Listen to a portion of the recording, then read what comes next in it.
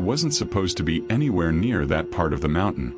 I had been driving an old logging road that my uncle told me to stay off, the kind that twists so hard you lose track of where you started and where you're headed. I only meant to explore for an hour or so, maybe find a good overlook before the sun dipped. But sometime in the thick of the afternoon, the road split in a way I couldn't explain. I swear there wasn't a fork when I first came through, but there it was. Two ruts disappearing into laurel thickets that looked nearly identical. I chose the right one, figuring downhill was safer than uphill.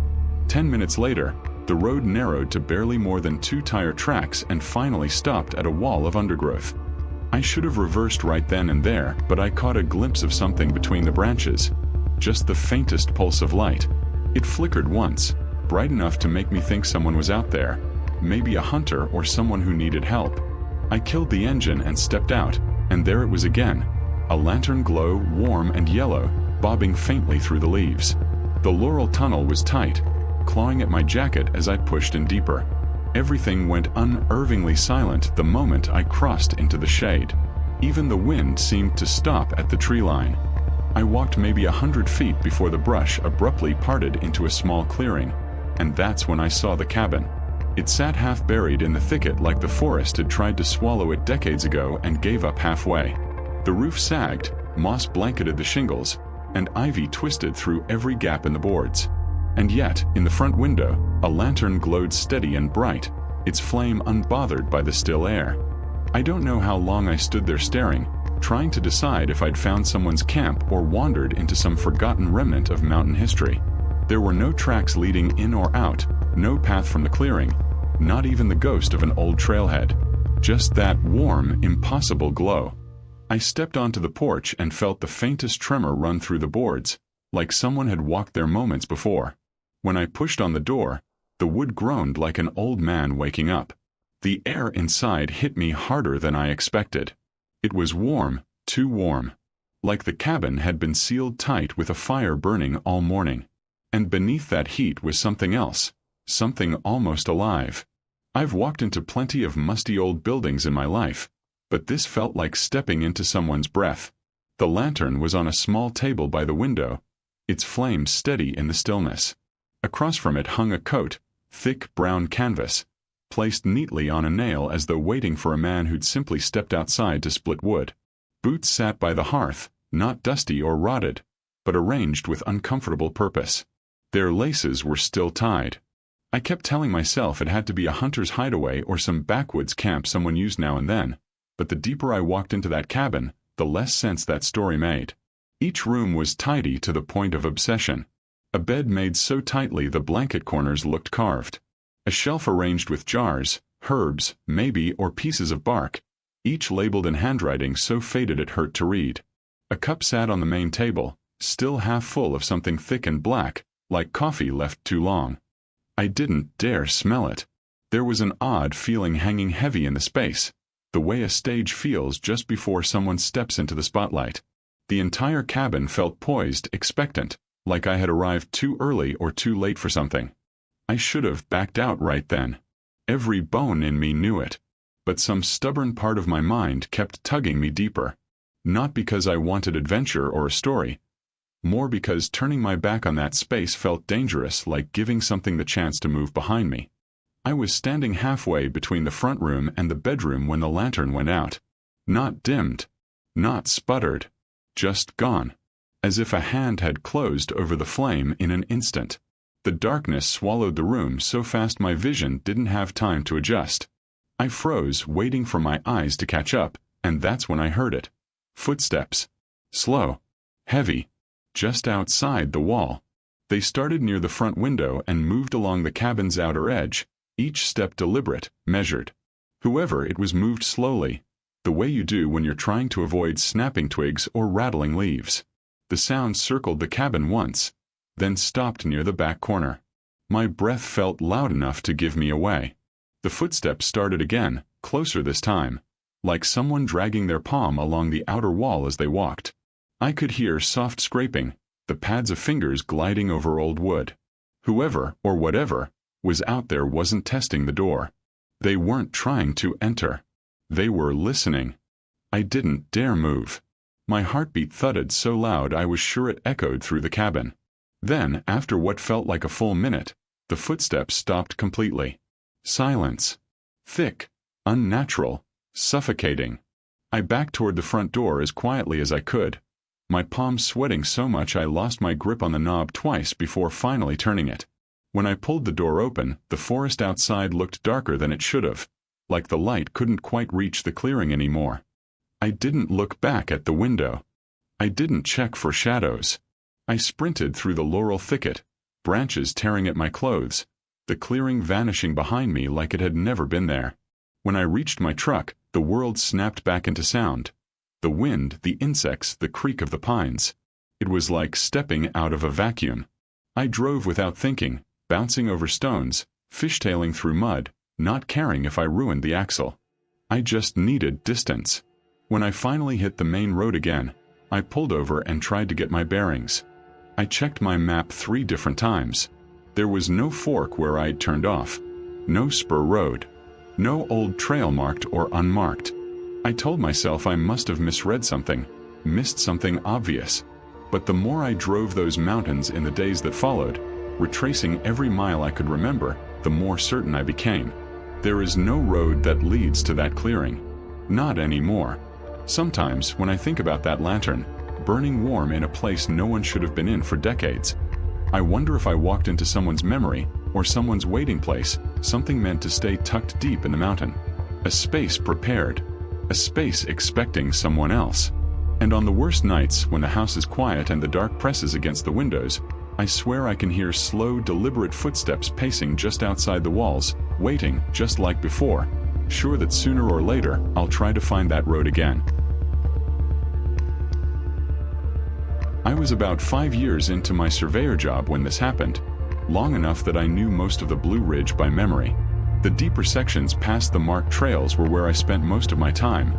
Logging boundary checks, watershed mapping, and old property line disputes most folks didn't even remember filing. It wasn't glamorous work, but I liked the quiet. Out there, you could walk half a day without seeing another soul, and the mountains felt honest in a way people didn't. That afternoon, though, the quiet turned against me. I had been hiking a ridge system I'd done before, but a storm rolled in faster than the forecast predicted. 1 minute the sky was pale and empty, the next it looked like a bruised sheet smothering the peaks. Thunder cracked so close it rattled the frame of my pack. I knew I needed to find shelter before the rain turned the slope into a slide. My map showed nothing in that stretch. No cabins, no hunting blinds, not even an old mine entrance.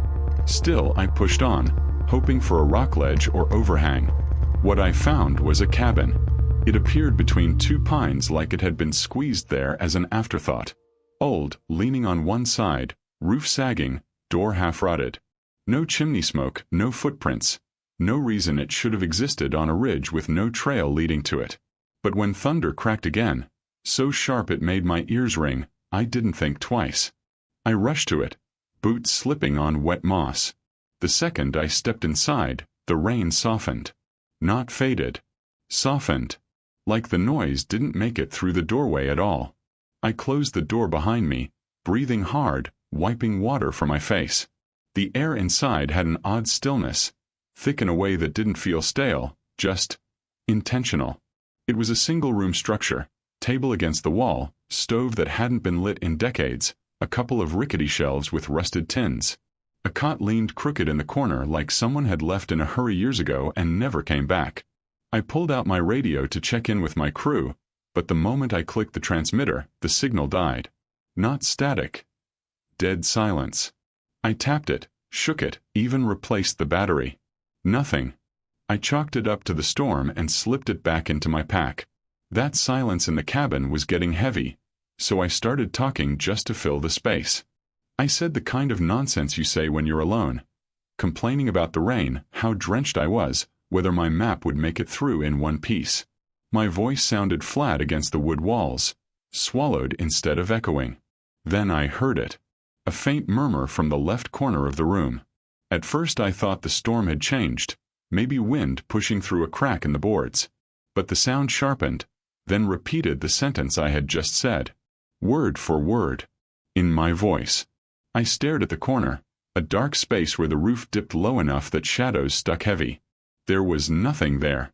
No movement, no glint of an animal's eyes, no figure hiding in the dimness. Just my voice, playing back like a tape with a slow rewind. I stepped backward, my hand sliding along the edge of the table. My brain tried to rationalize it. Maybe it was an echo from the stove's open flue, maybe the structure had weird acoustics.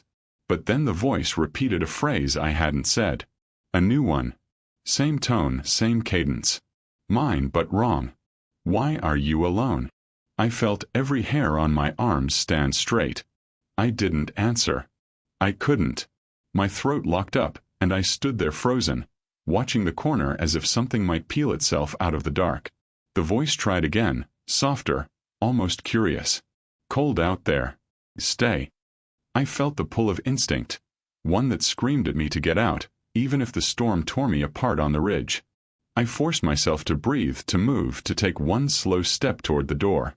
The floor creaked under my boot, and immediately the voice responded. That same creak echoed from the far corner. Too perfect to be a coincidence, too precise to be anything living.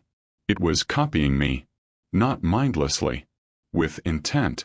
I reached the door with my hand shaking so hard the knob rattled. When I opened it, the full force of the storm slammed into me. Wind, rain, thunder cracking so loud it vibrated in my teeth. I stepped out quickly, gripping the doorframe for balance. Behind me, the darkness of the cabin seemed to swell, like breath pushing outward. I didn't want to look back, but something made me. Maybe fear.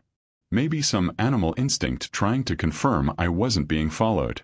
Inside the cabin, even with the storm roaring, the silence was absolute. Like the noise bent around the doorway. And then, from the blackness, in my own quiet whisper I heard, "Come back inside. I'm not done listening." I slammed the door and ran. The ridge trail had turned into a mess of mud and slick roots. The rain blinded me, sheets of water crashing through the trees. Twice I fell, sliding down steep patches, grabbing at vines to stop myself. I must have walked in circles or zigzags because nothing looked familiar. The storm felt endless, like it was trying to herd me back. For at least an hour, maybe more, I didn't hear anything except the storm. But there was a moment, maybe halfway back to the truck, where the rain eased just enough that I could hear again. And far behind me on the ridge, so faint I thought it was in my head, came my own voice calling out. It wasn't angry. It wasn't mocking. It sounded patient. Come back. I shoved on faster, lungs burning, legs shaking. The storm finally loosened when I hit lower ground, and I found a marked trail that eventually led me back to the service road. When I reached my truck, I almost didn't believe it was real. I sat inside with the engine running and the heater blasting until my clothes stopped dripping. I didn't report the cabin, didn't write it down in my logbook or mark it on the map. I didn't want to try explaining a place that swallowed sound and learned my voice in minutes. Some places don't belong on any map. They're not forgotten, they're waiting. For weeks after, I tried convincing myself the stress, the storm, the isolation had messed with my head. But a month later, on a clear morning when I was packing gear into my truck for another assignment, I heard something that froze me where I stood. It was faint, carried on the breeze. My voice. Not calling. Not shouting. Just saying my name, with the same slow, curious echo it had used in that cabin. I haven't been back to that stretch of the Blue Ridge since. And on quiet nights, when the house settles or the wind slips through the screens, I still hear that softness under the noise. Like something far away is practicing the sound of me, waiting for the next storm, the next wrong turn, the next moment I find myself alone long enough for it to start listening again. My cousin Mason and I grew up on the lower slopes of the Blue Ridge, the kind of place where the hills have more stories than the people who live on them. Our grandfather was the one who taught us most of those stories, usually while peeling apples on the porch or sharpening his pocket knife like he was preparing for something none of us wanted to talk about. And out of everything he warned us about, old wells, abandoned mine shafts, strange lights near the tree lane, there was one place he made absolutely clear we were never supposed to go. The old moonshiner's cabin on Buckthorn Ridge. He didn't raise his voice when he talked about it. He didn't have to. He just said, "Boys, that place hasn't been empty near as long as it looks. Leave it alone." Even then, even as kids, we both knew he wasn't talking about squatters or animals. There was something in the way he looked past us when he said it, like he was remembering a noise or a shadow he couldn't shake. But we were teenagers, and teenagers don't listen to old warnings when curiosity runs hotter than common sense. We'd seen the cabin once from a distance during a deer tracking trip. Barely standing, roof slanted, porch leaning like it was exhaling one long breath. It looked dead. Harmless, even. Abandoned so long the forest had started reclaiming it. So one summer afternoon, when the heat was thick enough to buzz in our ears, Mason said, "We're old enough now. Let's see what the fuss is about." I wish I'd stopped him. We hiked up the ridge, pushing through chokeweed and laurel thickets, following the faint trail our grandfather must have walked dozens of times in his younger years. When we finally reached the clearing, the cabin looked exactly like it had from afar. Sagging roof, missing windows, half-rotted boards. But something felt off the moment we stepped onto the porch. The air inside the clearing was noticeably still, like sound didn't want to move through it. I remember thinking the place should have been filled with the chatter of insects, the rustle of leaves, the usual constant hum of the mountains. But it was quiet. Completely. We stepped through the doorway, beams of sunlight cutting through the gaps in the roof. Dust floated in the air like it was suspended in water. The ladder to the upper loft stood in the corner, rungs cracked and broken, missing half its steps. Nobody could have climbed it in the last 30 years. Mason was on my right, shining his flashlight even though the sun was still hitting the cabin hard through the missing wall sections. I don't know why he used it. Maybe he felt what I did, that the light inside this place wasn't behaving like it should. We took maybe 3 steps inside when it started. Footsteps. Above us. Slow, heavy, steady, pacing from one end of the loft to the other. Boards creaking under a weight that shouldn't have been there. I looked at the ladder again. It was practically dust. No one could have used it even if they wanted to. And the loft itself sagged so badly on one side you could see daylight through the cracks. Mason whispered, "No way." We didn't say anything else. We didn't need to. The footsteps moved again. More deliberate this time. Not wandering. Not confused. Pacing. Like someone up there was thinking or waiting. A board snapped sharply overhead, and that did it for us. We bolted through the doorway and didn't stop until the cabin was a distant shape through the trees. Even then, neither of us spoke. We just stood there, breathing hard, listening for any sign we were being followed. Nothing happened. But curiosity, like always, does its work slow and steady. And by the next day, we told ourselves all kinds of excuses. Wood settling. An animal. Wind. We decided to go back. Stupid. I know that now. We reached the cabin around sunset, shadows stretching long across the clearing. It looked worse this time, leaning deeper, almost as if it had shifted since the day before.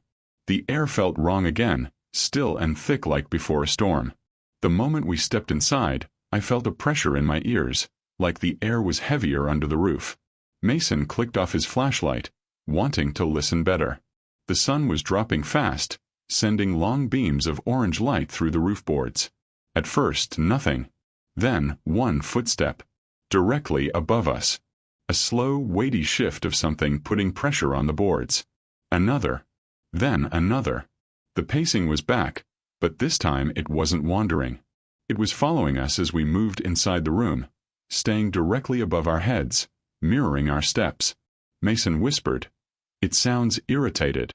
He was right. The pacing had a kind of agitation to it, faster than yesterday, like it knew we were testing it. Then the steps stopped abruptly. Silence flooded the room. And that was somehow worse. I had just enough time to register the stillness before the boards above us began to bend. One, after another. Slow. Deliberate. As if something up there was lowering itself closer to us, leaning down to listen. Each board flexed under a weight it should never have held. Mason grabbed my arm. "We need to go. Now." We backed up toward the door, not daring to take our eyes off the ceiling. The bending followed us. Whatever it was tracking our movements, shifting its weight, leaning closer.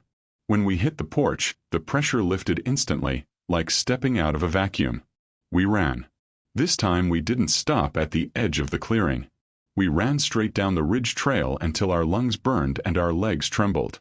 Just when we thought we'd left the cabin behind, a loud, heavy thud echoed from up the ridge. Something had dropped from the loft floor to the ground level. Not a light fall. Not a stumble. A drop, like something solid and heavy landing flat-footed. Mason looked at me with eyes I've never seen him use before. Real fear, the kind that sticks with a person. We didn't talk the whole hike back. Didn't even look at each other. Whatever was in that cabin wanted us to hear it. Wanted us to know it was aware we were there. We never went back. Grandfather didn't say a thing when we got home, not even when we walked in muddy, scratched and pale. He just looked at us like he already knew exactly where we'd been. He didn't scold us. He didn't curse. He just said, "You hear it, didn't you?" We didn't answer. He didn't need one. Years have passed since then. Mason moved states away. I still hike these mountains, but I avoid Buckthorn Ridge like it has teeth. Sometimes, when I'm up on a trail that overlooks that stretch of forest, I swear I hear faint footsteps behind me. Soft, pacing, matching my stride. Not close. Not threatening. Just following from somewhere above, like something is still up in that loft, listening for the ones who ran from it and waiting for the day one of us gets too curious to stay away. I wasn't supposed to be anywhere near that side of the ridge that day. The plan was simple, a 3-day loop through a section of forest I'd hiked a dozen times before, just enough elevation changes to feel like real work but nothing that should have put me off my route. Even now, I can't explain how I ended up where I did. The trail didn't fork. My compass didn't malfunction. And yet somehow I walked into a clearing that wasn't on any of my maps or GPS pins. It wasn't even the shape of a normal clearing. Too circular, too perfectly cut out of the trees, like something had scooped the forest away in one clean motion. But the strangest part wasn't the clearing itself. It was the cabin sitting dead center, as if it had been placed there with absolute intention. I knew every structure within half a day's hike of that ridge. I'd camped out there since I was old enough to carry my own pack. I'd never seen this place before. I remember standing there with my pack straps digging into my shoulders, staring at it longer than I should have. The boards weren't weathered like old mountain cabins. They were untouched, perfectly intact, no rot, no sagging roof, no footpath leading in or out, no stumps or sawdust, no sign that a single tree had ever been cut to make it. It looked like something that had never been built so much as it had been allowed to exist. The door was shut but crooked, like someone had pulled it mostly closed without caring whether it latched. I didn't go near it at first. There was a feeling, one I still can't explain, that the place wasn't abandoned, just uninterested in showing signs of being lived in. The air felt different too. Still. Flat.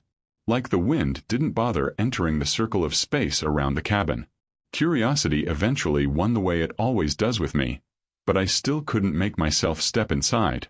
Instead, I walked around it, slow, careful. The ground was packed with thick leaf litter that should have shown at least some prints or deer tracks, anything. But there was nothing. A perfect, untouched circle. I made a full loop around the cabin, then another, trying to understand how far the clearing extended. And that was when things stopped adding up. It was smaller the second time around. Not dramatically, maybe a foot, maybe two, but enough that my stomach tightened. I told myself I'd misjudged the first loop, or maybe drifted inward on the second without realizing. But when I completed the third circle, the tree line had moved again. Closer. Not drastically. Just enough to confirm the first 2 times weren't mistakes. The forest was tightening around the cabin like it didn't appreciate me lingering. That was when I looked back at the front door. It was open. Only an inch or two, but with a gap dark enough to swallow the inside hole. Dark enough to make it clear I hadn't left it that way. I hadn't even touched the thing. I just stood there, feeling the hair on my arms rise all at once, like my body had noticed something my mind hadn't caught up to yet. The wind behind me rustled the pines, but none of it carried into the clearing. The trees felt like they were listening. I don't know how long I stared at that doorway. Long enough that my breaths got shallow and my backpack strap stopped hurting because I couldn't feel much of anything. Long enough to realize that if something had opened that door, it was waiting on the other side. Not rushing. Not coming out to meet me. Just waiting. I took one step backward. Then another. I kept my eyes on the door the entire time. The clearing kept shrinking behind me, the trees pressing in so gradually I would have missed it if my focus had slipped even once. It felt like backing away from an animal. One that would bolt or pounce if I turned around or broke eye contact. When I reached the tree line, the clearing seemed smaller than when I'd arrived. The cabin looked closer to the trees, almost wedged between them, like it was being absorbed. I didn't take my eyes off it, not for a second, until the trees finally closed enough that I couldn't see the doorway anymore. Only then did I turn and start walking. I didn't run. Something in me said running would make a noise that place didn't want to hear. The forest was silent except for my breathing, too loud, too fast. Every few steps I glanced over my shoulder, expecting to see the clearing right behind me or the cabin door swinging wider. But there was nothing, just trees. Normal, familiar, unmoving. It wasn't until I'd hiked nearly a mile uphill that the forest started sounding like a forest again. Birds. Wind. A distant creak. Things I hadn't realized had gone missing until they returned. My legs got shaky then, and I had to sit down, partly because I didn't trust my balance and partly because I needed to convince myself I hadn't imagined the whole thing. But when I checked the topo map again, tracing the route I knew I'd taken, there was no clearing. No break in the contour lines. Nothing but solid tree cover. I told myself I'd misjudged where I was. That I'd stumbled onto some old homestead I'd never noticed. That the shrinking clearing was just nerves and perspective. That the door had been cracked open the whole time. That I hadn't paid attention. Anything. Any explanation that didn't involve what I actually felt. That the cabin had been watching me as closely as I'd been watching it. I should have ended the hike right then and headed back down the mountain, but stubbornness got the better of me. I camped on a ridge a few miles away, far enough that I convinced myself the cabin couldn't possibly be nearby. It was a restless night. Every time the wind shifted, I thought I heard something moving through the trees with a steadiness that didn't match any animal I knew. But each time I checked, there was nothing. Just forest stretching in every direction. I didn't sleep much. At dawn, I broke camp in less than 5 minutes, ignoring my usual routine, and took what should have been an easy route back down. But it wasn't easy. Every turn felt slightly off. Every landmark looked wrong. I'd hiked that stretch of mountain my entire life, but that morning it was like the forest didn't want to let me leave. The trees felt taller, closer. The sky looked dimmer through the canopy. It took me half a day to reach the trailhead, twice as long as it should have, and by the time I stepped out into the gravel lot, I felt like something had been walking just behind me the entire time, close enough that I could almost feel breath on my shoulders. I didn't look back. I got in my truck and didn't stop driving until I'd reached town. Later that week, when I finally convinced myself to check the maps again, the clearing still wasn't there. The ridge line showed nothing unusual. No open spaces, no structures, no disturbances.